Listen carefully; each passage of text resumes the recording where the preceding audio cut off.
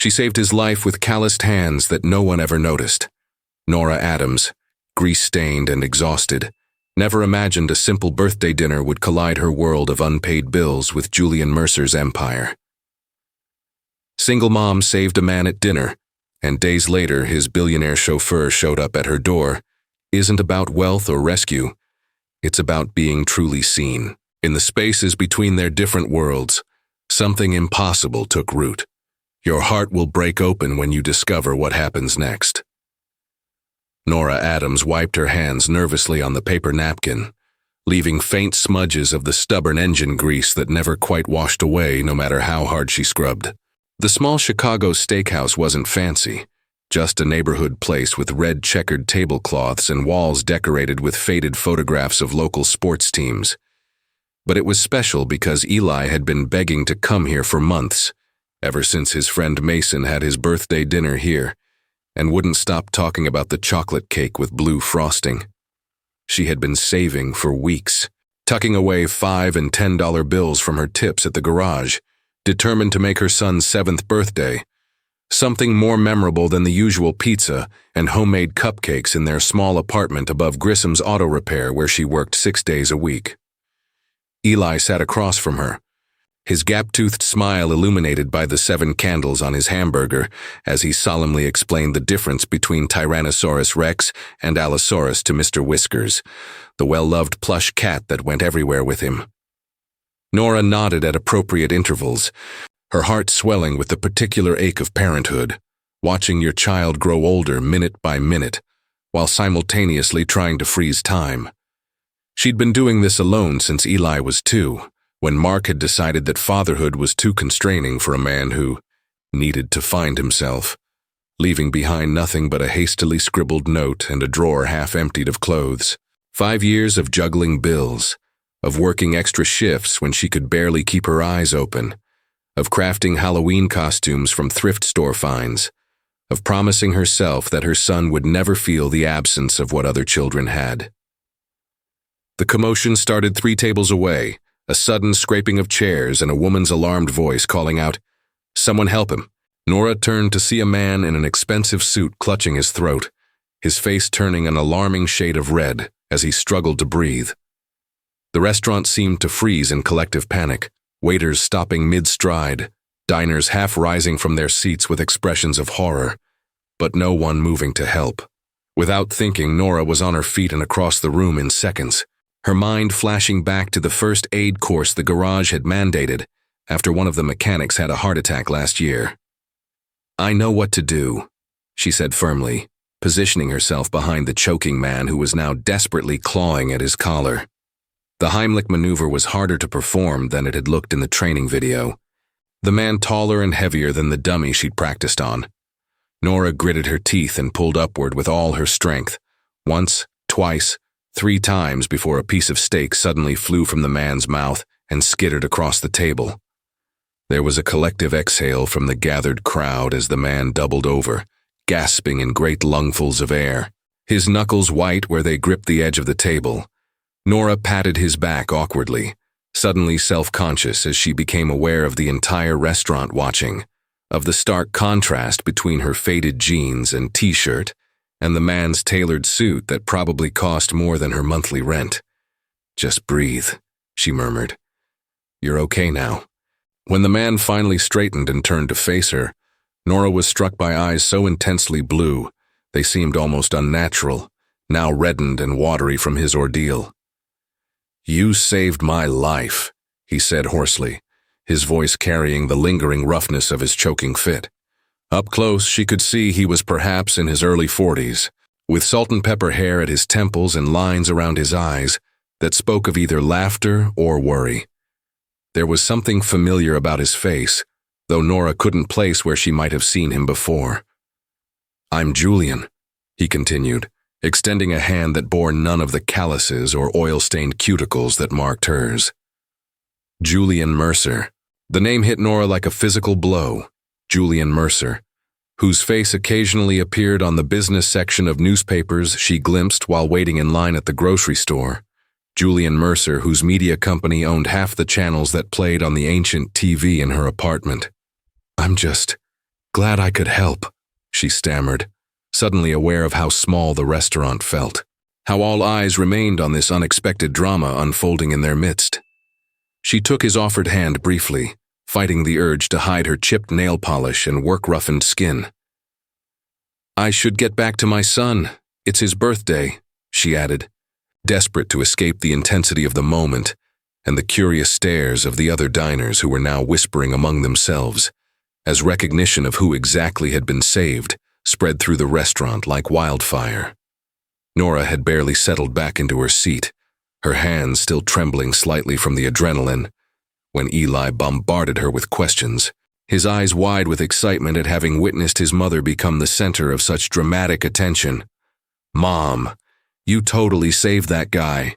Was he dying? Did you do that thing they showed us in school with the hugging from behind?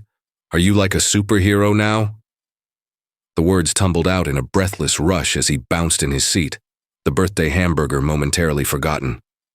Nora smiled weakly, trying to process what had just happened while simultaneously assuring her son that no, she wasn't quite superhero material, just someone who remembered her first aid training at the right moment.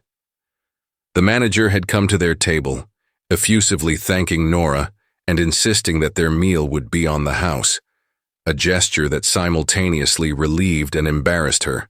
She had budgeted so carefully for this dinner, counting out the bills 3 times before leaving the apartment, but accepting free food because she had performed a basic human duty felt somehow wrong. Before she could properly formulate a response, a hushed murmur rippled through the restaurant, and Nora turned to see Julian Mercer making his way toward their table, accompanied by a waitress carrying something with unmistakable care. "Excuse me," Julian said, his voice still slightly raspy but warm with genuine emotion. "I hope I'm not interrupting, but I understand it's someone's birthday today." The waitress set down a spectacular 2-tier cake covered in electric blue frosting, decorated with what appeared to be hand-painted dinosaurs circling each layer. It was the kind of cake Nora had seen in bakery windows and high-end catalogs, the kind she could never justify spending money on, no matter how special the occasion. Eli's mouth formed a perfect O of astonishment, his eyes growing impossibly wider as he took in the magnificent creation that had just appeared before him. "The chef had this prepared for another event tomorrow," Julian explained with a conspiratorial wink at Eli. "But when I told him about the brave young man whose birthday dinner I interrupted, he agreed it should absolutely come to your table instead. I hope that's all right?" Nora found herself speechless, watching as Eli's face transformed with the particular incandescent joy that only children can achieve, unfettered by the adult concerns of propriety or indebtedness. "This is the most awesome cake ever," Eli declared, looking up at Julian with newfound hero worship blazing in his eyes. "Are you really a billionaire? Mom says billionaires should pay more taxes, but some of them do good things too. Do you do good things with your money?" Nora felt heat rush to her face, mortified at her son's guileless repetition of opinions she had never imagined would be shared with their subject. She opened her mouth to apologize, but Julian was already laughing, a genuine sound that crinkled the corners of his eyes and revealed a slightly crooked eye tooth that somehow made him seem more human, less like the untouchable figure from magazine covers. "Your mom sounds very smart," Julian replied seriously, pulling up a chair and sitting down at their table with an ease that suggested he was perfectly comfortable in this modest establishment, despite the Rolex glinting on his wrist and the bespoke suit that whispered of wealth with every subtle detail. "And you must be pretty smart too, asking such good questions. I try to do good things, but I'm still learning how to do better." He turned to Nora with that same startling directness she had noticed earlier. "I never properly thanked you. The doctor on the phone said another 30 seconds and—" He trailed off, clearly not wanting to mention mortality in front of Eli, who was now circling the cake with expressions of awe, carefully counting the dinosaurs adorning each tier. The moment stretched between them, weighted with something Nora couldn't quite name. Julian Mercer should have seemed completely out of place at their little table with its paper napkins and plastic cups of soda, and yet there was something genuine in the way he spoke, something surprisingly unguarded in his expression that made Nora wonder if perhaps the near-death experience had temporarily stripped away the protective layers that must come with his position in the world. "Anyone would have done the same," she said finally, the humility automatic but sincere. Julian shook his head slightly, a small private smile playing at the corners of his mouth. "But they didn't. You did." He reached into his jacket and withdrew a business card, setting it gently on the table between them. "I'd like to properly thank you if you'd allow me. My personal number is on the back." The business card sat untouched on Nora's nightstand for 3 days, its heavy cream stock and embossed lettering catching the light each morning as she woke to the familiar sounds of Eli preparing for school, the clattering of cereal bowls, the cartoon voices from the small television in their living room, the occasional thud of something dropped followed by a hasty, "I didn't break anything." The elegant simplicity of the card seemed almost accusatory in her modest bedroom, with its mismatched furniture and the laundry basket perpetually overflowing in the corner. Julian Mercer, CEO, Mercer Global Media, followed by an office address in downtown Chicago that Nora had passed countless times but never entered. Buildings with revolving glass doors and security guards in pressed uniforms who would certainly look askance at someone like her. She picked up the card on the 4th morning, turning it over to look at the handwritten number on the back. The confident strokes of Julian's pen forming numbers that could connect her to a world so vastly different from her own that it might as well exist in another dimension. What exactly did one say to a billionaire media mogul who had offered cake and gratitude and something else she couldn't quite define? A look that had made her feel suddenly, acutely visible after years of moving through the world with the particular invisibility of single motherhood and working-class struggle. Nora replaced the card and headed to the shower, where the temperamental water heater provided exactly 4 minutes of hot water before sputtering into lukewarm discomfort. A daily reminder of the practical realities that shaped her existence far more profoundly than any chance encounter with wealth. The garage was busy that day, a steady stream of customers with everything from routine oil changes to the more complex transmission issues that Mr. Grissom increasingly trusted to Nora's capable hands. She lost herself in the familiar rhythm of tools and engines, the satisfying logic of mechanical problems that, unlike life, could be diagnosed and fixed with the right knowledge and parts. It was only during her lunch break, sitting on the weathered bench behind the garage and unwrapping the sandwich she'd hastily prepared that morning, that her mind returned to Julian Mercer and the peculiar intensity of their brief interaction. What could he possibly want from her? The cynical part of her brain, hardened by experience, suggested publicity, the billionaire and the working-class hero, a heartwarming human interest story to burnish his public image. But there had been something in his eyes when he looked at her, something that didn't align with that cynical interpretation. A vulnerability, perhaps, or a hunger that had nothing to do with the steak he'd been eating. Nora took out her phone, staring at the blank screen for long moments before finally punching in the number from the business card. Her finger hovered over the call button for several heartbeats before she switched to messages instead, typing and deleting several attempts before finally settling on a simple text. "This is Nora Adams from the restaurant."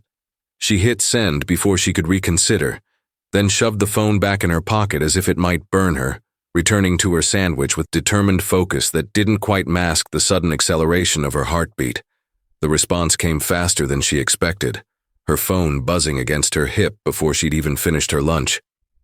"Nora, I'm glad you reached out. I was beginning to think you might not." She stared at the message, trying to decode the tone, to understand what lay beneath the simple words. Was there relief there?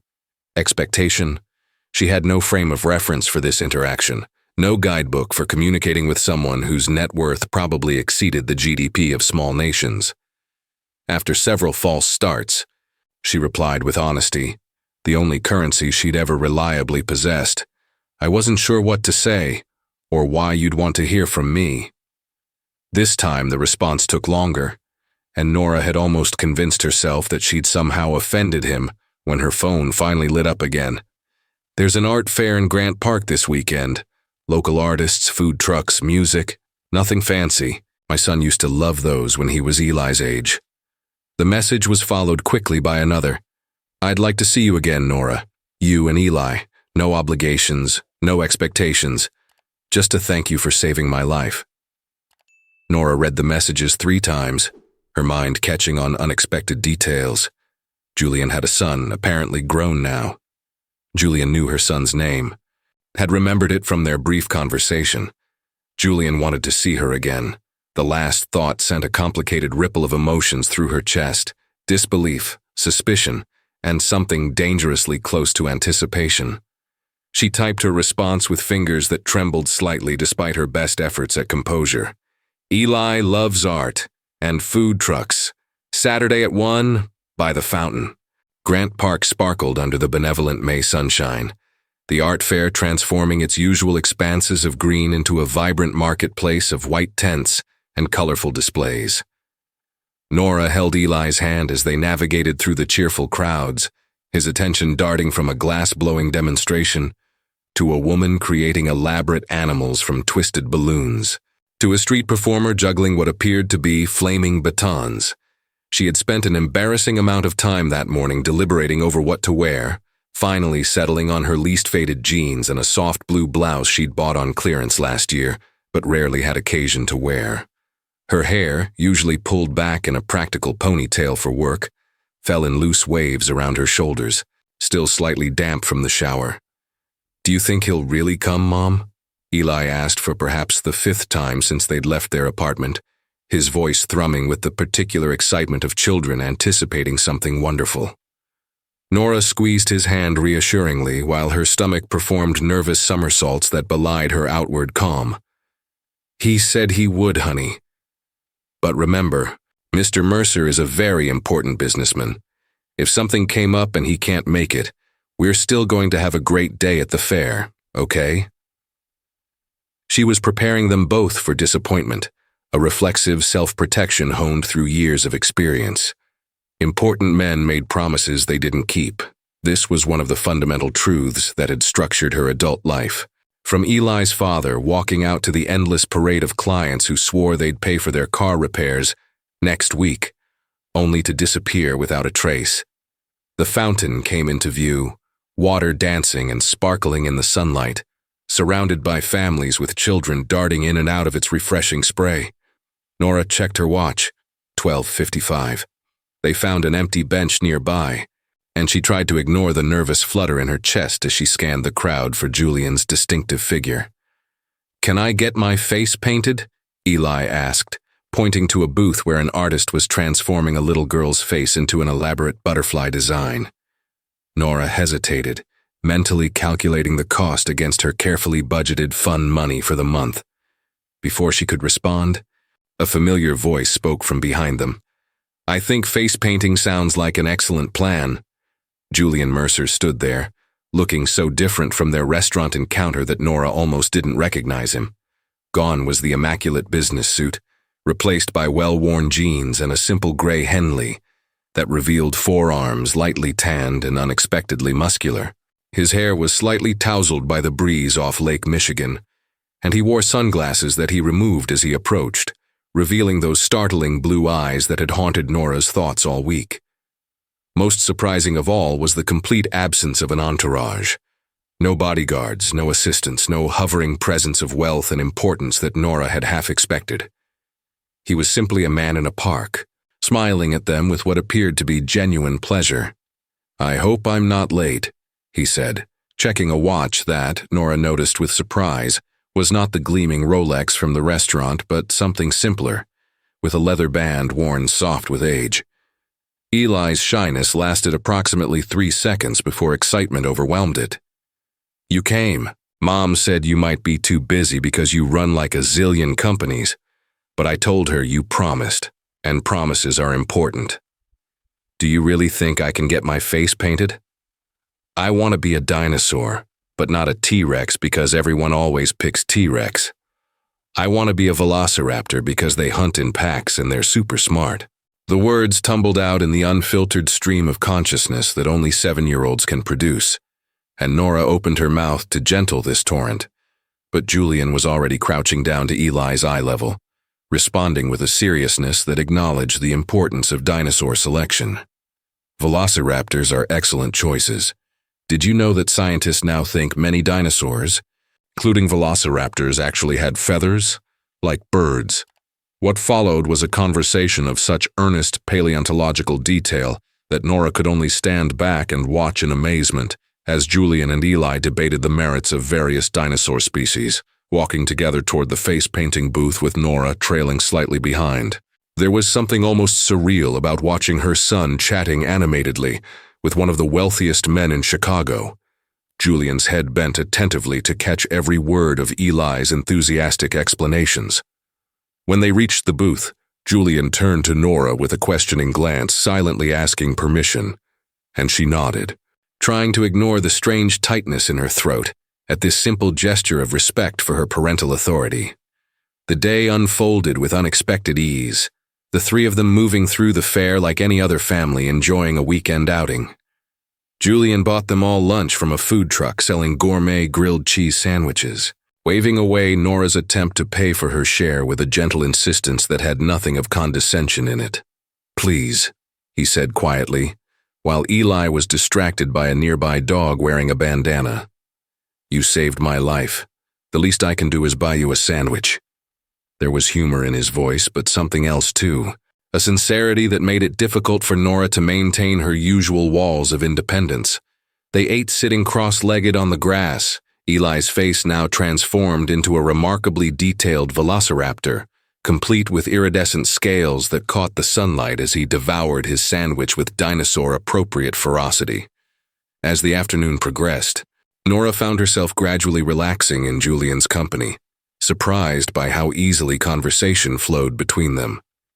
There was none of the awkwardness she had anticipated, no sense that they were from different worlds attempting to bridge an unbridgeable gap. Instead, Julian asked questions about her work at the garage with genuine interest, nodding appreciatively when she described the satisfaction of diagnosing a particularly tricky engine problem. "That's a rare skill," he said, as they strolled past a display of hand-blown glass sculptures that caught the sunlight in prismatic bursts of color. Being able to listen to something that isn't working right and figure out exactly what's wrong. Most people don't have the patience for it. Eli had raced ahead to watch a street performer who was creating elaborate balloon animals, giving Nora a rare moment of adult conversation. "Cars make sense," she replied with a small shrug, watching her son's profile as he stood transfixed by the twisting, squeaking balloons being transformed into fantastic creatures. "They're complicated, but logical. If something's wrong, there's always a reason, and if you're patient enough, you can find it and fix it." She glanced at Julian, surprised to find him watching her face rather than the performers or the art surrounding them. "People are messier," she added, feeling suddenly self-conscious under the intensity of his gaze. "You can't just replace their broken parts and send them on their way." Julian's laugh was unexpected, a genuine sound that transformed his face, erasing the lines of what she now recognized as a habitual seriousness. "That's remarkably profound, Nora Adams, and exactly right." He gestured to a nearby bench and they sat down, maintaining a careful distance between them that nonetheless felt intimate in the midst of the bustling fair. "Do you know what most people talk to me about?" he asked, his eyes following Eli as the boy received an elaborate balloon sword with expressions of exaggerated awe, money, power, influence, as if those are the only interesting things about a person. There was no self-pity in his tone, just a matter-of-fact observation that carried the weight of long experience. Nora studied his profile, seeing beyond the surface details she had initially catalogued, the expensive haircut, the subtle indicators of wealth that persisted even in casual clothes, to something more complex. Julian Mercer carried his success like a well-worn coat, neither flaunting it nor pretending it didn't exist, but there was a solitude about him that resonated with something in Nora's own experience. Different circumstances, similar isolation. "It must be difficult," she said carefully, "never knowing if people see you or just what you represent." The moment the words left her mouth, she regretted them, afraid she had overstepped into presumption about a life she couldn't possibly understand. But Julian turned to her with an expression of such startled recognition that she knew her observation had hit some hidden mark. "Yes," he said simply, the single word carrying layers of meaning. "That's exactly it." He seemed about to say more when Eli bounded back to them, brandishing his balloon sword with dramatic flourishes that threatened the safety of nearby fairgoers. "Mom, look what I got. The balloon guy said I'm the best sword fighter he's ever seen and I should be a knight when I grow up. But I told him I'm going to be a paleontologist or maybe a car mechanic like you because cars are cool too." He demonstrated a particularly vigorous sword thrust that Julian solemnly dodged, earning a cascade of giggles from Eli, who immediately incorporated Julian into his imaginary combat scenario. "You can be the dragon. Dragons are awesome too, even though they're not real like dinosaurs used to be real." What struck Nora most powerfully as she watched Julian play fight with her son, making appropriately dramatic dragon noises while carefully ensuring the balloon sword didn't pop, was how naturally he engaged with Eli. There was none of the awkward condescension adults often displayed with children, none of the forced enthusiasm or veiled impatience. Instead, Julian seemed to genuinely enjoy the ridiculous game, his laughter as uninhibited as Eli's when a particularly elaborate dragon death scene sent them both sprawling onto the grass. Watching them, Nora felt a dangerous warmth unfurling in her chest, a sensation she immediately tried to quarantine with practical thoughts.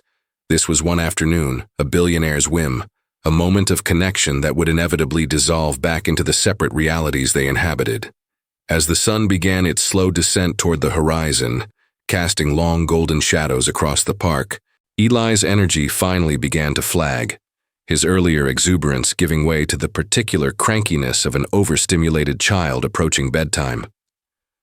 Nora recognized the signs with the practiced eye of parenthood: the slightly glassy stare, the increased clumsiness, the shortened fuse. "I think we should probably head home," she said, gathering their accumulated fair treasures: Eli's balloon sword, a small ceramic dinosaur Julian had bought from one of the artists despite Nora's protests, a bag of kettle corn they had barely dented. "Someone needs dinner and an early bedtime." She ruffled Eli's hair affectionately, and he leaned against her side, a rare moment of stillness that confirmed her diagnosis of approaching exhaustion. Julian insisted on calling them a car service despite Nora's protests that the bus would be perfectly fine. "Please," he said with that same quiet insistence she was beginning to recognize as fundamental to his character, a gentle but immovable certainty. "It's getting late and Eli is tired. Let me do this small thing." There was something in his expression that made further objection seem churlish, a genuine desire to help that had nothing to do with flaunting wealth or creating obligation. Nora found herself nodding, shifting Eli's increasingly heavy weight against her hip as Julian made a brief call. The car arrived with astonishing promptness, a sleek black SUV that pulled smoothly to the curb beside them, the driver emerging to open the door with a respectful nod to Julian. What Nora hadn't expected was for Julian to walk them to the car, his hand briefly touching the small of her back in a gesture so light it might have been imagined. What she hadn't expected was the moment of hesitation as they prepared to part, a silence laden with things unsaid hovering between them in the gathering twilight. "Thank you for today," she said finally, searching for words that wouldn't reveal too much of the confusion swirling inside her. "Eli had a wonderful time. We both did." Julian's smile was different now, something softer and more private than the expressions he had worn throughout the afternoon. "I did too," he replied, "more than I can adequately express." His gaze held hers for a moment that stretched between them like something tangible, before he reached into his pocket and withdrew an envelope, offering it to her with an unexpected hint of uncertainty. "What's this?" Nora asked, taking the envelope with a slight frown. It was heavy cream stock, similar to his business card, sealed with an embossed M in deep blue wax that caught the fading light. Julian ran a hand through his hair, a surprisingly boyish gesture that contrasted with his usual composure. "It's an invitation," he said, to a charity gala next Saturday, the Mercer Foundation's annual fundraiser for children's literacy programs across Chicago. He hesitated, seeming to search for words, a man accustomed to boardrooms and billion-dollar decisions suddenly uncertain. "I'd very much like you to come, as my guest." The emphasis on the last word was subtle, but unmistakable, carrying implications that sent a flutter of panic through Nora's chest. The driver was waiting patiently, and Eli was already half asleep against the leather seat, his balloon sword clutched loosely in one hand. Nora stood frozen, the invitation in her hand suddenly feeling as heavy as the decision it represented.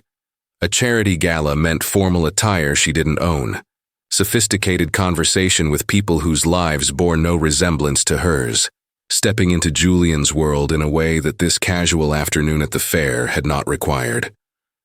"I don't think," she began. But Julian interrupted with gentle understanding. "You don't have to decide now," he said. "Think about it. The details are all in there, including my private number again, in case you've lost it. If you decide to come, just let me know. If not, I understand completely." There was no pressure in his voice, no hint of the entitlement she might have expected from someone accustomed to getting his way. Nora slipped the envelope into her purse with a nod, not trusting herself to speak. Julian reached past her to gently ruffle Eli's hair, earning a sleepy smile from the boy who was rapidly losing his battle with consciousness. "Thank you for sharing your dinosaur knowledge with me today, Sir Eli of the Fearsome Sword," he said solemnly. "I learned a great deal." Eli mumbled something indistinct about velociraptors before his eyes drifted fully closed, his features relaxing into the perfect peace of childhood sleep. Julian straightened, his gaze returning to Nora with that same intensity that made her feel simultaneously exposed and truly seen. "Good night, Nora Adams," he said softly. "Car mechanic and lifesaver extraordinaire." The ride home passed in a blur of streetlights and quiet contemplation, Eli slumbering against her side as the driver navigated through Chicago's evening traffic with smooth efficiency. Nora found herself replaying moments from the day, Julian listening intently as Eli explained the difference between carnivores and omnivores. Julian's expression of genuine interest as she described rebuilding a vintage motorcycle engine last summer, the way his laughter seemed to transform him from the serious businessman she had first encountered into someone more accessible, more human. She tried to reconcile these impressions with what little she knew about him from occasional news headlines and magazine covers. Tech billionaire, media mogul, philanthropist, labels that seemed increasingly inadequate to capture the man who had spent an afternoon eating food truck sandwiches and pretending to be a dragon. Back in their apartment, with Eli tucked into bed still wearing his face paint, despite Nora's half-hearted suggestions about washing it off, she finally allowed herself to open the envelope. The invitation inside was elegantly simple, heavy cardstock with embossed lettering announcing the Mercer Foundation's annual literacy gala at the Chicago Cultural Center, black tie optional. What caught her attention, however, was the handwritten note on the back, Julian's bold handwriting somehow conveying his voice in her mind. "No expectations, no obligations, just the pleasure of your company if you're willing. J."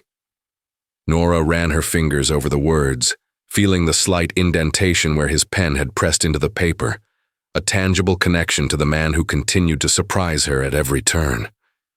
Monday morning found Nora beneath a temperamental BMW, diagnosing a mysterious rattling that had been plaguing its owner for weeks. The familiar environment of the garage with its symphony of mechanical sounds and the comforting smell of motor oil and metal should have been centering, grounding her back in the reality of her life after the surreal interlude of Saturday's encounter. Instead, she found her thoughts repeatedly drifting to the invitation tucked safely in her nightstand drawer at home, to Julian's unexpected gentleness with Eli, to the way his eyes seemed to focus on her, with an attention so complete, it made her simultaneously uncomfortable and exhilarated. She forced her concentration back to the undercarriage above her, methodically checking connections and listening for the telltale sounds that would reveal the source of the problem.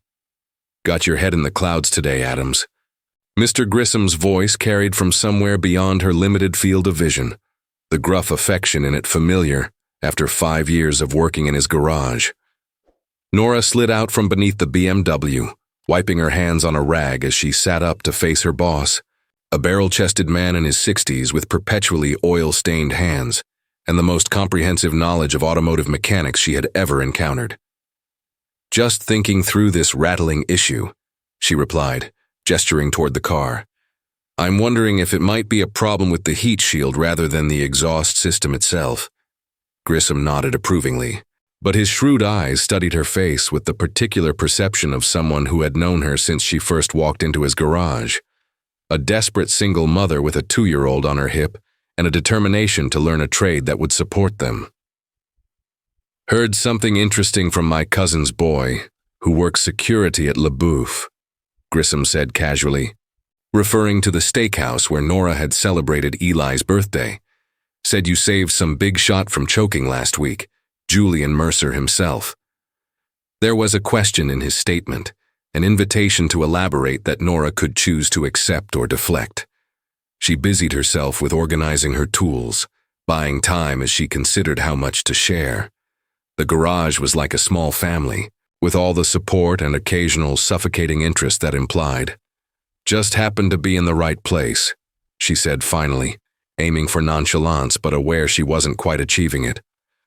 "Remembered that first aid training you made us all take last year?" Grissom harumphed, a sound that could have indicated either approval or skepticism. "Also heard he came back with some fancy cake, and that he couldn't take his eyes off you." This time the question in his voice was unmistakable, concern layered beneath curiosity. Grissom had appointed himself as something of a surrogate father figure to Nora over the years, offering advice she hadn't asked for but often needed, extending small kindnesses disguised as business decisions, like allowing her to bring Eli to the garage after school on days when her childcare fell through. "It wasn't like that," Nora said automatically, then paused, unsure exactly what that was or whether her denial was entirely truthful. "He was grateful, that's all. Bought Eli a nice birthday cake. He seemed different than I expected." The words hung in the air between them, insufficient to capture the complexity of her impressions or the confusion she felt about the invitation waiting at home. Grissom studied her for a long moment before nodding slowly. "Just be careful, Nora," he said finally, his voice gentler than his usual gruff delivery. "Men like that live in a different world. They can walk in and out of our lives on a whim." There was something in his expression that suggested personal experience, perhaps some long-ago encounter that had left its mark. Before Nora could respond, he cleared his throat and switched back to his regular businesslike tone. "When you're done with the Beamer, take a look at the Chevy that just came in, making a hellish noise when it turns left. Owner thinks it's the power steering, but I'd put money on a CV joint." The rest of the week passed in a rhythm of work and parenting that left little time for contemplation, yet the invitation remained a constant presence in Nora's thoughts. On Wednesday, she found herself standing in front of her open closet during a rare moment of solitude, after Eli had gone to bed, critically assessing the limited options hanging there. Her wardrobe was practical, built for durability and function rather than style, with a few nicer pieces reserved for parent-teacher conferences and the occasional dinner with friends. Nothing remotely appropriate for a black-tie charity gala at the cultural center.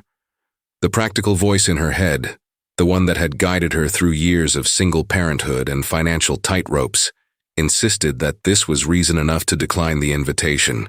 The cost of a suitable dress, shoes, the entire intimidating array of formal attire would strain her careful budget beyond reason. Yet another voice, one she barely recognized, whispered of possibilities beyond the constraints she had accepted as immutable facts of her existence. This voice grew stronger on Thursday evening when she picked Eli up from his after-school program to find him deep in conversation with his favorite teacher, Ms. Chen, about his weekend adventure. And then Mr. Julian pretended to be a dragon and I had to slay him with my sword to protect the kingdom, Eli was explaining with elaborate gestures, his face alight with the joy of shared experience. But he was a friendly dragon, really, just misunderstood. Mom said sometimes people seem scary, but they're just different from what we expected. Miss Chen caught Nora's eye with a smile, clearly charmed by Eli's enthusiasm, but also curious about this Mr. Julian, who had entered their lives so unexpectedly. Later that night, after Eli was asleep, Nora found herself reaching for her phone before she could talk herself out of it. She stared at Julian's number for a long moment before typing a message that took her several attempts to get right. If the invitation is still open, I'd like to come to the gala, but I should warn you that I don't own anything remotely appropriate to wear to such an event. Nora. She hit send before she could reconsider, then set her phone down and tried to distract herself with folding laundry, determinedly not watching for a response. When it came, less than 5 minutes later, her heart performed a ridiculous little skip that she immediately tried to suppress. The Chicago Cultural Center glowed like a jewel against the evening sky, its majestic Tiffany dome illuminated from within, as black cars deposited elegantly dressed attendees at its entrance. Nora sat in the back of the car Julian had sent for her, hands clasped tightly in her lap to hide their slight trembling, still not entirely believing that she was here, about to step into a world so different from her daily existence that it might as well be on another planet. The dress that had arrived at her apartment yesterday, delivered by a discreet personal shopper who had somehow known her exact size, was a deep sapphire blue that reminded her of the night sky, simple in design, but made of a fabric that felt like water against her skin and fell in perfect folds to just above her ankles. It was the most beautiful thing she had ever worn, and she couldn't help wondering if it had been chosen specifically to match Julian's eyes.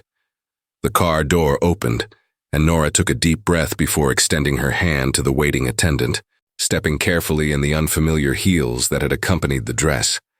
She had spent an embarrassing amount of time practicing walking in them around her tiny apartment the night before, with Eli offering enthusiastic, but not particularly helpful coaching from the sidelines. "You look like a princess, Mom," he had declared with 7-year-old certainty, but a cool one who could also fix a car if her carriage broke down.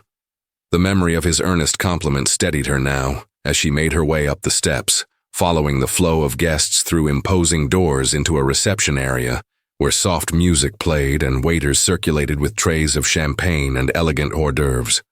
Nora accepted a glass of champagne more for something to do with her hands than from any desire to drink, her eyes scanning the crowd for Julian's familiar figure. The room was filled with Chicago's elite, women dripping with jewels that probably cost more than her annual salary, men in impeccable tuxedos engaged in conversations that likely involved sums of money Nora could barely conceptualize. She had never felt more out of place, more acutely aware of the boundaries of class and privilege that normally remained abstract concepts rather than physically embodied realities surrounding her. Just as she was considering finding a quiet corner in which to gather herself, a warm hand touched her elbow, and she turned to find Julian standing there, resplendent in a perfectly tailored tuxedo, his smile transforming his face with a genuine pleasure that immediately eased some of her tension. "You came," he said simply, his voice carrying a note of wonder that seemed entirely sincere. His eyes took in her appearance with unconcealed appreciation, but there was a respect in his gaze that contained nothing of the objectification Nora had half feared. "You look absolutely beautiful, Nora." The compliment was delivered with such straightforward honesty that it bypassed her usual defenses against such comments, bringing a flush of warmth to her cheeks that she couldn't control. "Thank you for the dress," she replied, gesturing down at the sapphire fabric. "It's stunning, but you shouldn't have. I could have found something to wear." The protest sounded hollow even to her own ears. They both knew that nothing in her price range would have approached the elegant simplicity of what she now wore. Julian shook his head slightly, that same small private smile playing at the corners of his mouth that she remembered from their first encounter. "Consider it a selfish gift," he said. "I wanted to see you in that particular shade of blue." Before Nora could formulate a response to this disarmingly direct statement, Julian offered his arm in a gesture both old-fashioned and somehow perfectly natural. "Would you allow me to introduce you to some people?" I promise they don't bite, despite appearances to the contrary." There was a hint of conspiracy in his tone, as if inviting her to share in some private joke about the crowd surrounding them, and Nora found herself relaxing slightly, slipping her hand into the crook of his elbow with a nod that felt like stepping off a cliff into unknown air. What followed was a carefully orchestrated tour through Julian's world, introductions to museum directors and university presidents, to philanthropists and artists and civic leaders, each conversation navigated with a diplomatic skill that Nora observed with increasing appreciation. Julian had a gift for inclusion, for drawing her into discussions in ways that highlighted her intelligence and perspective without ever making her feel like a curiosity or a prop. Nora has the most remarkable ability to diagnose mechanical problems just by listening, he told the dean of a prestigious engineering school, creating an opening for Nora to discuss her work with genuine enthusiasm, surprised to find the dean asking thoughtful questions about her methods and experiences. "Sounds like you have an intuitive understanding of systems that most of my graduate students would envy," the dean commented, handing Nora a business card. "We have a community outreach program for STEM education. We're always looking for people who can inspire young women to consider technical fields." As the evening progressed, Nora began to see beneath the glittering surface of the event to the intricate social dynamics at play. Julian moved through the crowd with practiced ease, but she noticed how his smile became slightly more fixed when approached by certain individuals, how his posture subtly shifted from genuine engagement to polite performance. She recognized the pattern because she had developed similar defenses in her own life. The professional smile she wore when dealing with difficult customers at the garage, the careful neutrality she maintained during parent-teacher conferences when other mothers glanced at her work clothes with barely concealed judgment. Different worlds, similar strategies for survival. The realization created an unexpected bridge between them, a recognition that despite the vast disparities in their circumstances, there were fundamental human experiences they shared. Dinner was served in the magnificent Preston Bradley Hall beneath the world's largest Tiffany glass dome, tables elegantly set with fine china and crystal that caught the light from chandeliers suspended overhead. Julian led Nora to a table near the front of the room, where they were joined by a diverse group that included the city's arts commissioner, a celebrated children's author, and the head of a community literacy program serving Chicago's most under-resourced neighborhoods. The conversation flowed easily, touching on topics from early childhood education to the revitalization of public libraries. And Nora found herself contributing more than she had expected, drawing on her experiences navigating the school system as a single parent with limited resources. "That's exactly the perspective we've been missing in our planning," the literacy program director said enthusiastically, after Nora described the challenges of finding appropriate reading material for Eli when he was younger. "Would you consider joining our Parent Advisory Council? We need voices like yours." After dinner came the formal program, with Julian taking the stage to address the assembled guests. Nora watched from her seat as he stepped up to the podium, struck by the subtle transformation in his demeanor. The quiet man who had played dragon with her son, now radiating a confident authority that commanded the attention of everyone in the room. "Welcome, friends, to the Mercer Foundation's annual celebration of the power of words," Julian began, his voice carrying clearly through the magnificent space. 10 years ago, when I started this foundation, people asked me why literacy, why not something more glamorous or cutting edge? A ripple of knowing laughter moved through the crowd.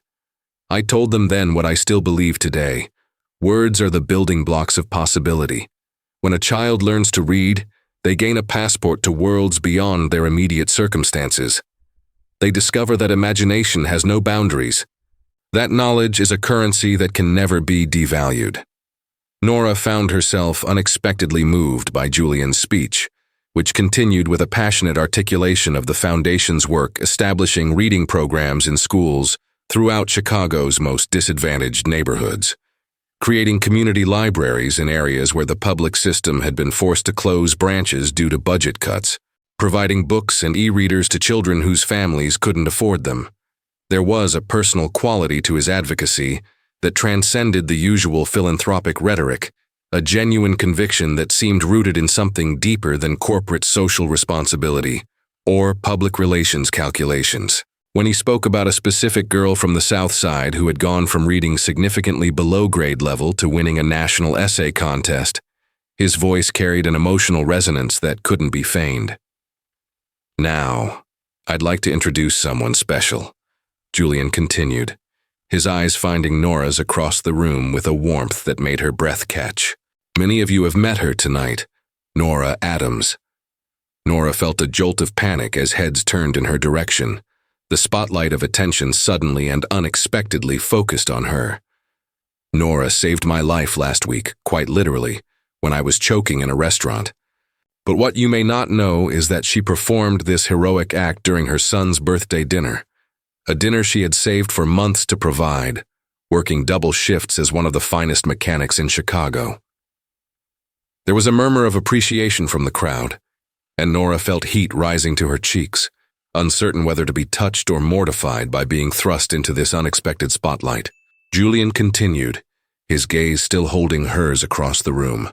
"I invited Nora here tonight not as a curiosity or a human interest story, but because in the brief time I've known her, she has demonstrated more genuine character, intelligence, and grace than many people I've encountered in boardrooms and executive suites around the world." The sincerity in his voice was unmistakable, cutting through Nora's embarrassment to touch something deeper, a longing to be seen that she had buried beneath years of practical survival. "She didn't save my life expecting recognition or reward. She did it because that's who she is. Someone who steps forward when others step back. Someone who solves problems others ignore. Someone who builds a life of dignity and purpose despite obstacles that would defeat many of us in this room." The applause that followed was genuine, and Nora managed a small smile and nod of acknowledgement, trying to control the tumult of emotions Julian's words had evoked. She was saved from further scrutiny when he smoothly transitioned into introducing the evening's musical performance. A renowned cellist whose haunting melody soon filled the magnificent space beneath the Tiffany Dome. As the music washed over the assembled guests, Julian returned to his seat beside Nora, slipping his hand over hers where it rested on the table between them. "I hope that wasn't too uncomfortable," he said softly, his voice barely audible beneath the soaring notes of the cello. "But I wanted them to see you as I do, not as someone to be helped by their charity, but as someone whose strength and character deserve their genuine respect." The rest of the evening passed in something of a blur for Nora. The musical performance, the announcement of the foundation's fundraising totals for the year, the gradual dispersal of guests into the spring night. Julian remained at her side throughout, his hand occasionally brushing hers, or resting lightly at the small of her back, each touch sending a ripple of awareness through her that she tried unsuccessfully to ignore. When the last of the major donors had been thanked, and the event staff began the discreet process of clearing away the evidence of the evening's festivities, Julian turned to her with a question in his eyes. "Would you like to see something few people ever get to experience?" he asked, a boyish enthusiasm replacing his public persona. The dome at night, from the balcony level, with most of the lights turned off. It's magical. They climbed a narrow staircase to the upper level of the cultural center, Julian exchanging a few quiet words with a security guard, who nodded respectfully and unlocked a door leading to a small balcony overlooking the magnificent hall. True to Julian's word, someone had dimmed most of the electric lights, leaving only the subtle illumination that came through the Tiffany Dome itself, now a canvas of deep blues and purples against the night sky beyond. Nora gasped softly at the beauty of it, at the play of moonlight through colored glass creating patterns across the marble floor far below. "I discovered this by accident years ago, when I stayed late after a board meeting," Julian said, his voice hushed in the vast empty space. "Whenever I feel overwhelmed by the noise and demands of my life, I try to remember that this exists, this perfect moment of beauty and stillness in the midst of the city." They stood side by side at the railing, shoulders almost touching, silence stretching comfortably between them as they absorbed the otherworldly beauty of the scene. When Julian finally spoke, his voice was contemplative, as if sharing thoughts long held private. "I was raised in a household where wealth was the measure of success, where every relationship was evaluated for its strategic value," he said, his eyes still focused on the dome above them. "My father built his first company through sheer force of will and ruthless determination. He expected the same from me. Weakness, sentiment, emotional attachment, these were luxuries we couldn't afford." He turned slightly toward Nora, his profile etched in the colored light filtering through from above. "I became what was expected of me, successful beyond anyone's wildest projections, but isolated in ways I didn't fully understand until recently." Nora listened without interrupting, sensing that Julian was sharing something he rarely articulated, perhaps even to himself. "My son, Alex, is 22 now," he continued, "at college in California, as far from Chicago and from me as he could manage. We speak perhaps once a month, conversations filled with polite distance. I gave him everything money could buy but failed to give him what he actually needed: genuine presence, unconditional love, the certainty that he mattered to me more than the next acquisition or merger." The regret in his voice was palpable, unvarnished in a way that made Nora's heart ache for him. "Watching you with Eli, the way you listen to him, the way your whole face lights up when he tells you about his day, the natural ease between you, it made me realize everything I missed, everything I failed to create with my own son." The weeks following the gala transformed Nora's life in ways both subtle and profound. Julian became a regular presence, joining them for pizza dinners in their small apartment, taking Eli to Saturday morning dinosaur exhibits at the Field Museum, arriving at the garage with coffee just as Nora was finishing a particularly challenging repair. There was a carefulness to his integration into their lives that Nora appreciated deeply. No grand gestures that might overwhelm or create uncomfortable obligations. No attempts to improve their circumstances without invitation. Just a genuine desire to be present and connected. Eli, with the uncomplicated wisdom of childhood, had accepted Julian's presence with easy enthusiasm, declaring him almost as cool as Mom, after Julian had patiently helped him construct an elaborate dinosaur diorama for a school project, working late into the evening with surprising dexterity and attention to detail. What struck Nora most powerfully, watching Julian navigate the unfamiliar territory of their modest life, was his willingness to learn and adapt without judgment or condescension. He asked questions about how the ancient washing machine in the basement laundry room worked, listened attentively to Nora's explanations about budgeting for groceries and utilities, observed the intricate social ecosystem of their neighborhood with genuine curiosity rather than anthropological detachment. In turn, he shared glimpses of his world with a transparency that seemed designed to demystify rather than impress, explaining the complex financial decisions behind his company's recent expansion into educational technology, describing the mixture of strategy and intuition that guided his philanthropic choices, acknowledging the loneliness that often accompanied his position at the helm of a global enterprise. "You make me remember what matters," he told her one evening, as they sat on the fire escape outside her apartment, watching the sunset paint the Chicago skyline in hues of gold and crimson. Eli had fallen asleep on the couch inside after an exhausting day at a water park, the three of them returning sun-kissed and pleasantly tired to the comforting familiarity of home. "In my world, it's so easy to get caught up in abstractions, market shares, profit margins, strategic positioning. Everything becomes numbers on a spreadsheet, pieces on a chessboard." Julian's hand found hers in the gathering dusk, his fingers intertwining with her own in a gesture that had become increasingly natural over the weeks. "You and Eli, you live in the real, concrete, immediate, honest. When I'm with you, I feel grounded, present in a way I haven't been for years." It wasn't always smooth, this bridging of their different realities. There were moments of disconnect, of misunderstanding born from vastly different life experiences. Julian occasionally forgot the practical constraints that shaped Nora's decisions, suggesting spontaneous trips or activities without considering the complexities of childcare arrangements or work schedules. Nora sometimes reacted with defensive pride to his offers of assistance, years of hard-won self-sufficiency making it difficult to distinguish between genuine support and charity. But what sustained them through these moments of friction was a shared willingness to communicate honestly, to acknowledge the gaps in understanding, without allowing them to become unbridgeable chasms. "We're both learning a new language," Julian observed after one such discussion, his expression thoughtful. "We just need to be patient teachers for each other." The invitation to Julian's lakefront penthouse came after nearly 2 months of this careful navigation between worlds. "I'd like you and Eli to see where I live," he said, the request carrying a weight they both recognized as significant, a further dissolving of the boundaries between their separate spheres. Nora agreed with only slight hesitation, curious about this private space that Julian rarely mentioned.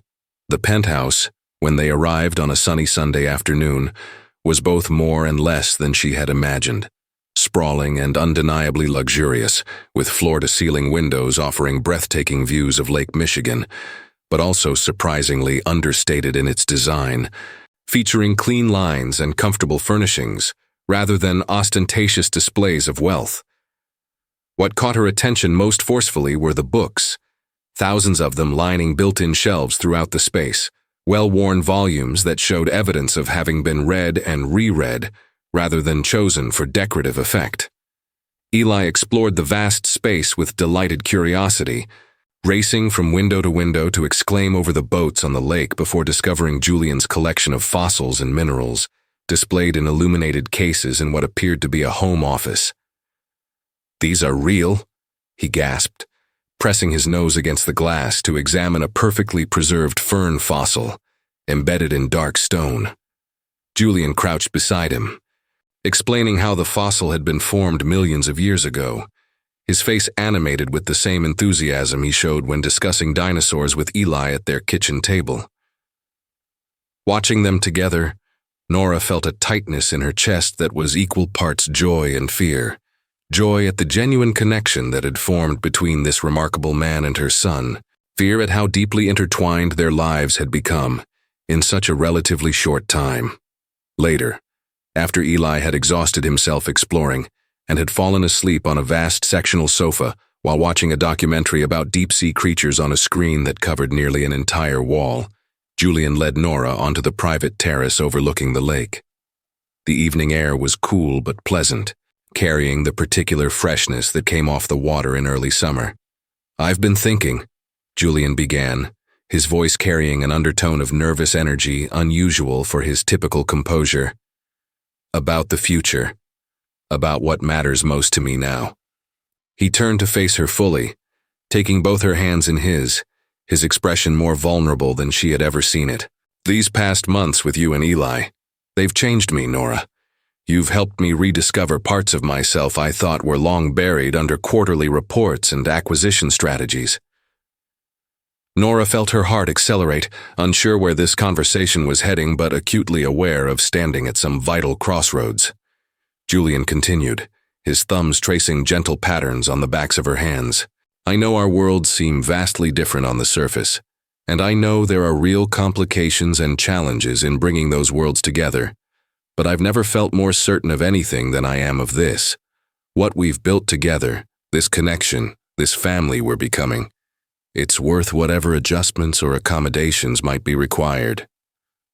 He paused, drawing a deep breath as if gathering courage for what came next. "I spoke with my lawyer last week about the possibility of establishing a legal framework that would allow me to be listed as Eli's secondary guardian, if that was something you might consider. Not to replace or diminish your authority as his mother, but to create an additional layer of security and support for both of you." The proposal was so unexpected, so far from anything Nora might have anticipated, that she found herself momentarily speechless. Julian hurried to fill the silence, his words coming faster now. "It would be entirely on your terms, with whatever boundaries or conditions you felt appropriate. I want you both to know that my commitment isn't temporary or conditional, that I'm in this with you, with Eli, for the long term, however that might evolve." He released one of her hands to reach into his pocket, withdrawing not a ring as she had half feared, but a simple folder of legal papers. These are just drafts, ideas for what might be possible. You don't need to decide anything now or ever if it doesn't feel right. But I wanted you to know that when I look at you and Eli, I don't see a fleeting chapter in my life. I see the beginning of the story I want to write going forward. Nora took the folder with fingers that trembled slightly, overwhelmed by the magnitude of what Julian was proposing. Not marriage or traditional romance, but something equally profound, a deliberate choosing of family, a commitment to her son that transcended conventional relationship boundaries. It spoke to the man Julian truly was, beneath the wealth and power that had initially defined him in her mind. A man who had observed what mattered most to her, Eli's security and well-being, and sought to honor it in the most meaningful way he could conceive. "I'll need time," she said finally, her voice steadier than she had expected, "to think about this, to understand what it would mean for all of us." Julian nodded, his expression reflecting nothing but patient understanding. "Take all the time you need," he replied. "I'm not going anywhere."